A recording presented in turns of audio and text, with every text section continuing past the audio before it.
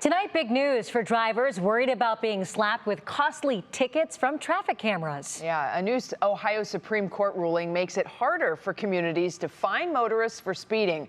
Mark Namick explains the ruling and its potential impact on small towns that are known for their revenue-generating speed traps.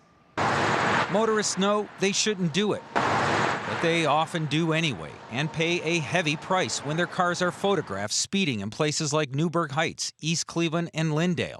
Camera-generated tickets are a key source of revenue for some towns, between 20% and 50% of the budget of Newburgh Heights, depending on the year. In Lindale, a town with just more than 100 residents, fines, licenses, and fees generate around 90% of the budget. But the Ohio Supreme Court today upheld a 2019 law that creates a big disincentive to use traffic cameras.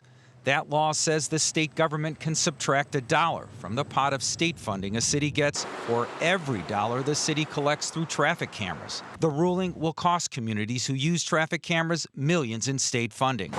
The ruling also likely ends the use of speed and red light cameras. Newburgh Heights Mayor Gigi Traor told 3 News she's disappointed by the ruling, but is stopping the use of automated traffic cameras. She said she's preparing for new ways to generate revenue. I also heard from the Newburgh Heights police chief tonight in a text, and he said he doesn't believe the ruling affects the use of those handheld cameras by police officers. You often spot them on that grassy knoll on I-77, and we're seeking more clarification on their use tonight.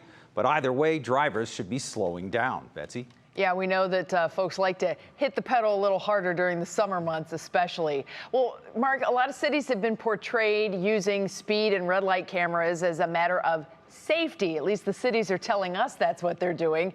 Do they really help to make the roads safer? You know, of course, it depends on who you ask, but police and city officials say yes, and they point to studies that do show a reduction in crashes. Now, motorists and civil rights lawyers say it's a money grab, and their use creates due process violations.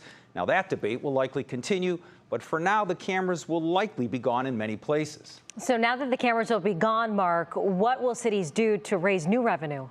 You know, that's a great question. I asked the mayor of Newburgh Heights that this evening. She didn't really have the answers, but said she planned to be aggressive and creative.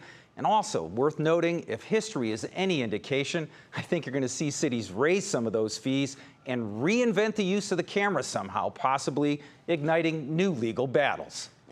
Interesting. All right, Mark, thank you.